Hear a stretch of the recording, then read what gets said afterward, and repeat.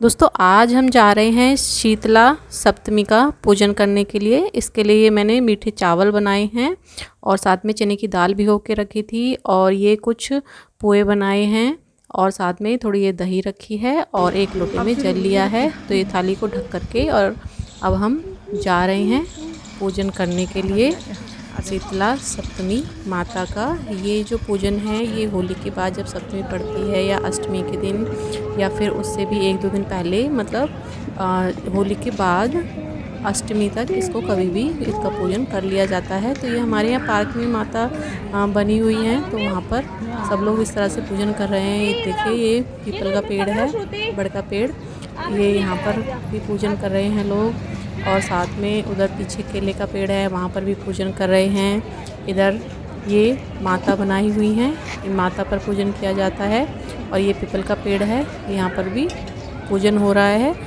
इन सब की पूजा करने के बाद फिर अब हम शीतला सप्तमी का पूजन कर लेते हैं। जो हम सामान लेके आए हैं वो माता रानी का पूजन हम करेंगे। जहाँ पर होलिका दहन होता है ये पूजन वहीं पर किया जाता है। तो होलिका दहन हमारे यहाँ इसी जगह पर होता है हर साल। तो यहीं पर ही जहाँ पर होली जलाई जाती है उसी जगह पर थोड़ा सा इस तरह से जल का छींटा मार करके और फिर तब ये पूजन स्टार्ट किया जाता है।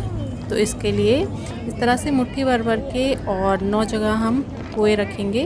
उसके बाद 9 जगह रखने के बाद फिर हम रखते हैं एक अपने मायके की जो होती है उसकी एक ढेरी रखते हैं और फिर उसको रख करके बाकी जो भी सामान मैं थाली में लेके आई हूँ तो सब सामान थोड़ा थोड़ा ये सारी जगहों पर रखेंगे। जितने भी ये पूड़े हमने जितनी जगह पर रखे हैं उतनी ही सब सामान इन पर इसी तरह से थोड़ा थोड़ा रखा जाएगा।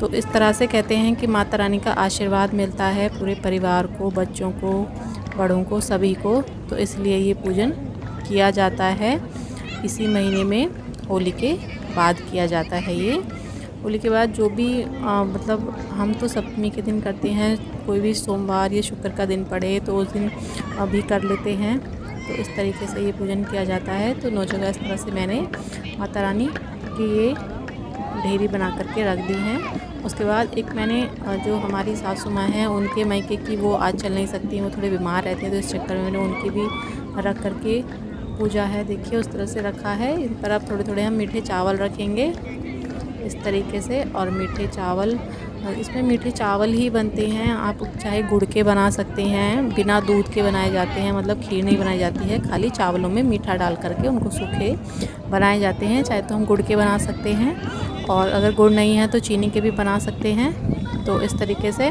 उसके बाद जो चने की दाल होती है उसको भिगो करके रात को रख दिया जाता है और सुबह उसका पानी निकाल करके उसको उबालना वगैरह कुछ भी नहीं है, बस इस तरीके से उसको रख लिया जाता है। और फिर उसको सभी चीज़ें मतलब ठंडी करके करनी होती हैं, क्योंकि शीतला माता का पूजन है तो शीतलता से ही उस चीज़ का बिलोंग करता है। तो इसलिए हमें सभी चीज़ें ठंडी ही लेनी होती हैं।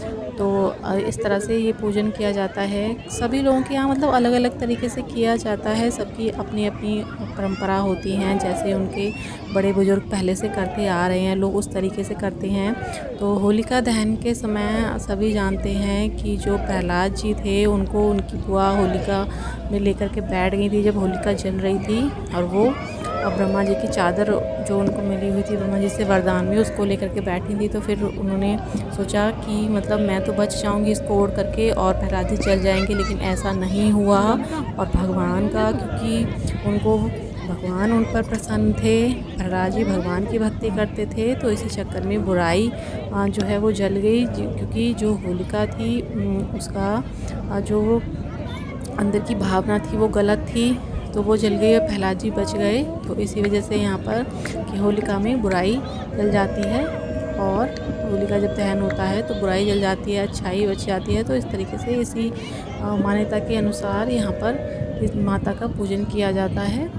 तो इस तरह से पूजा मेरी संपन्न हो गई, मैंने पूज लिया है, सब कुछ देख लिया है। इसके बाद जब हम जाएंगे तो चौराहे वाली माता का भी पूजन करते हैं, जो चौराहा पड़ता है वहाँ पर करते हैं। जो चौराहे का मतलब दोनों तरफ से जो रास्ते खुले होते हैं, बीच का जो मिड पॉइंट होता है, वहाँ पर ये पूजन किया जाता है। वहाँ पर भी थोड़ा सा इसलिए मैंने थाली में बचाया, क्योंकि मैं वहाँ पर भी फिर थोड़ा पूजन करूँगी तो सब सामान वहाँ पर भी एक जगह इसी तरह से रखना होगा। और साथ में एक चीज़ मैं आपको बताना भूल गई, इस जगह पर पूजन करने से पहले सभी डेयरियों पर एक एक सिक्के भी रखने होते हैं। तो इस तरह से पूजन करके हम घर आ चुके हैं। तो अपने घर के यहाँ आएंगे जब, तो पहले जो घर के दोनों कॉर्नर है साइडों के, उनको पहले जल से ठंडा किया जाता है। इस तरीके से थोड़ा सा जल छीटा जाता है। उसके बाद जो हल्दी हम लेकर गए थे, थाली में हल्दी बची हुई थी, उससे जहाँ पर हमने जल छीटा है वहाँ पर हम स्वास्तिक बनाएंगे, जिससे कि घर में सुख समृद्धि बनी रहे, धन धान्य की कभी कमी ना हो। तो इस तरीके से स्वास्तिक बना लेंगे।